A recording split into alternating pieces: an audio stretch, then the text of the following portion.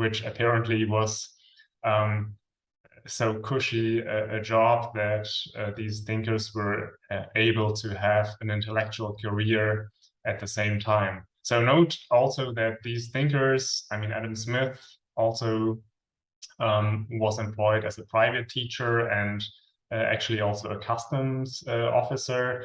These thinkers were not necessarily pure academics, but let's say rather broadly minded intellectuals. Yeah. So liberalism as a current of thought, both in politics, but also intellectually speaking, had its heyday then towards the end of the 19th century, when it had argued sufficiently in favor of democracies, one could say. They were represented as parties in the parliaments of various countries. Their positions, at least, were also taken up by other parties than just the liberal parties. And on the economic side, they had sufficiently argued in favor of free trade and the industrial system of production. From the 1870s onwards, you see a certain decline of this movement, which eventually led to the collapse of the First World War. And this decline may be measured in just the seat shares that political parties of liberal orientation had in the parliaments of the time. It may also be measured in terms of, let's say, the stronger militarism that emerged in the countries towards the First World War, but also in the rise of protectionism. So towards 1914, most countries had started to implement tariffs again, right? So, and the liberal trade-based thinking always agreed on fighting any kind of obstacles to international and intranational trade, so any kind of tariffs.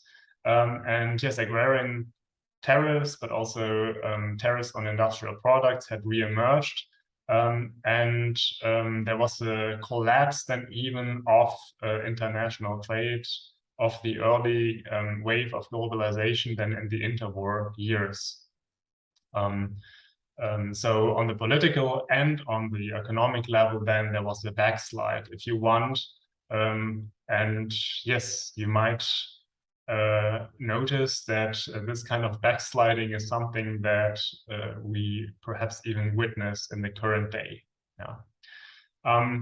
So in a recent book here by Quinn Slobodian, the author makes the observation that, let's say, a new form of liberalism that in the later 20th century then we call also neoliberalism, which has a bit of a negative connotation than even today. So this kind of new liberalism emerged in the interwar years, according to Slobodian, in what he calls a globalist technocratic movement in the circles of Red Vienna at the time, which then also through the emigration to the United States became more of an Anglo-American movement as well.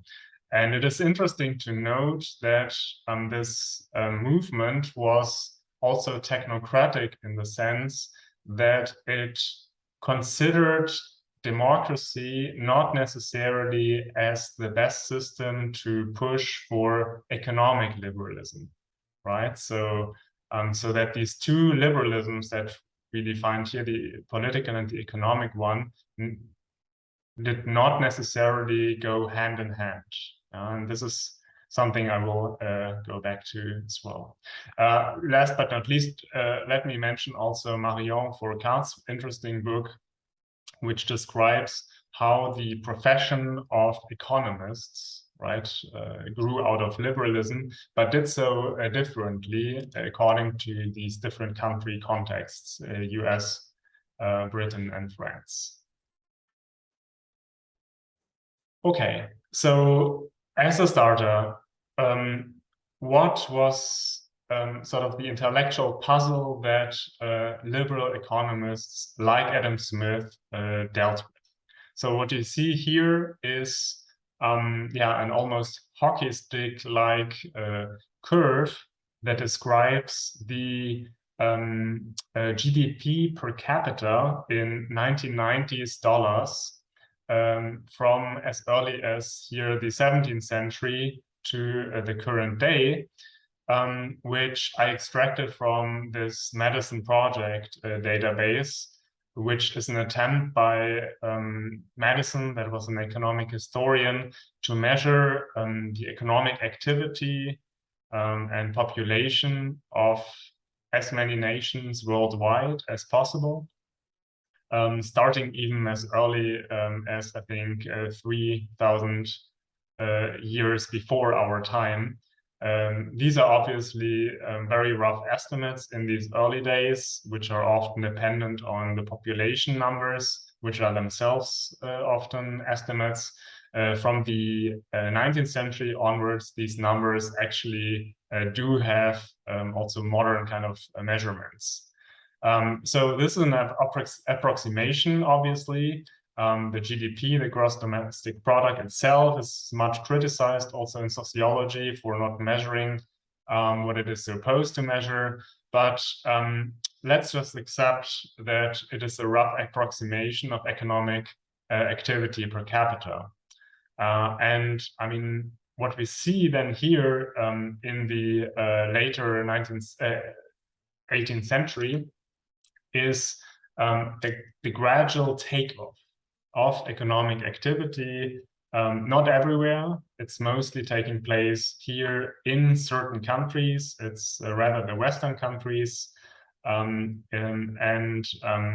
a takeoff of these countries in relation then to the rest of the world, with basically what has been referred to as the great divergence of these Western countries from also East Asian countries such as China, where only the recent decades then have led to convergence again of these different world regions. So what thinkers like Adam Smith, but also 19th century thinkers were most puzzled about is this huge takeoff, which, I mean, they didn't even anticipate this hockey stick that was to emerge in the later 20th century. But this takeoff in the 18th century was already sufficient for them to be puzzled about it. Because before that time, what had been observed is the Malthusian cycle. So Malthus was a demographer, an early demographer of the day, who basically described the development of the economy as a cyclical behavior, with the population number basically being a function of the ability to feed the population, and recurrent cycles of overproduction, sort of underpopulation, and then underproduction again, and overpopulation, with basically hunger waves and catastrophes, reducing the population numbers again to sort of a stagnating equilibrium. And this takeoff of the 18th century, some already see it happening in the 16th century with colonialization going on. But this takeoff then was a disruption to this probably 1,000-year-long Malthusian cycle of stagnation. And this was the puzzle of the day.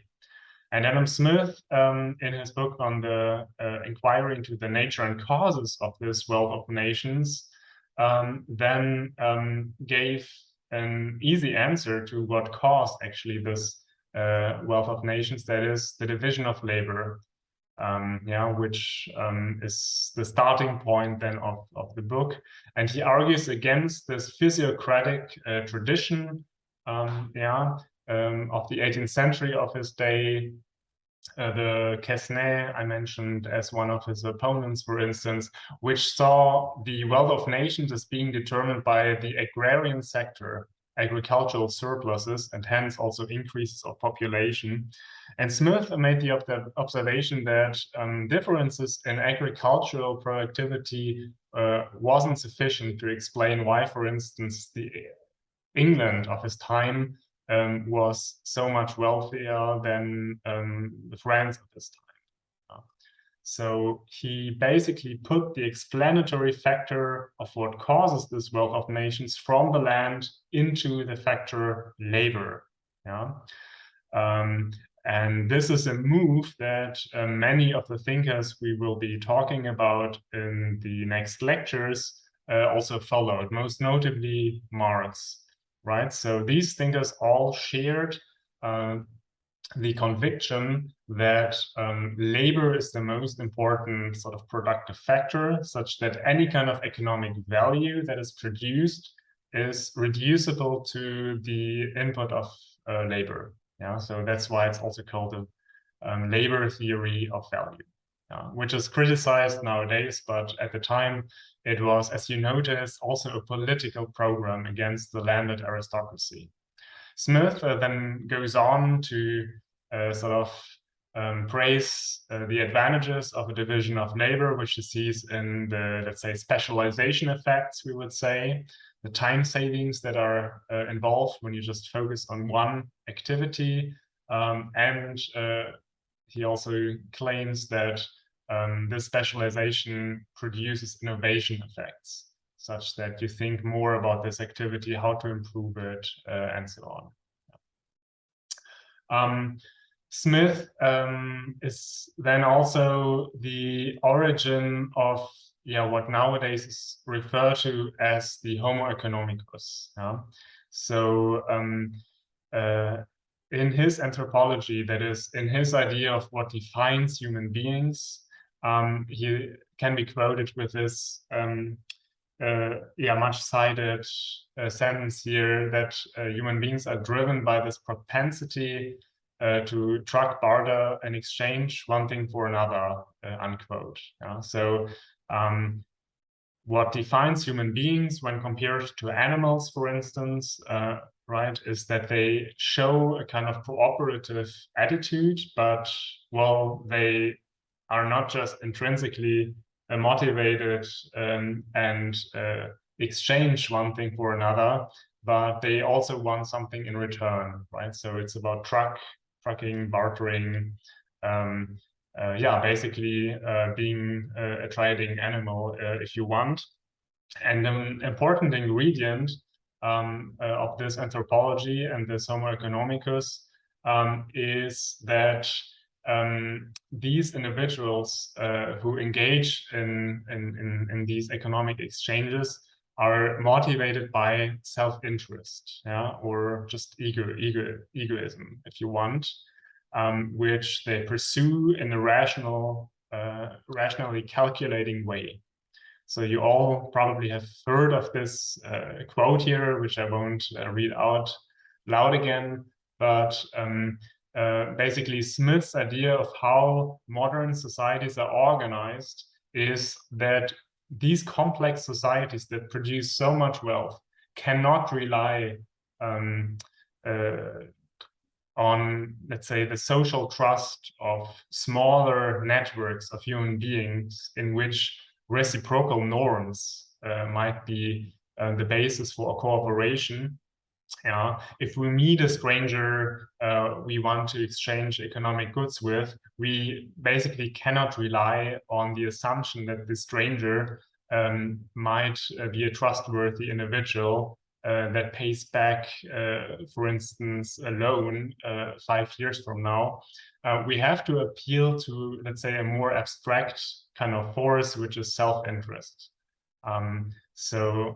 This anthropology that Smith proposes is not just about saying what human beings are and perhaps even should be, what makes them different from animals, but it's also motivating a kind of social organization that is an organization based on individuals, that is consistent with complex societies.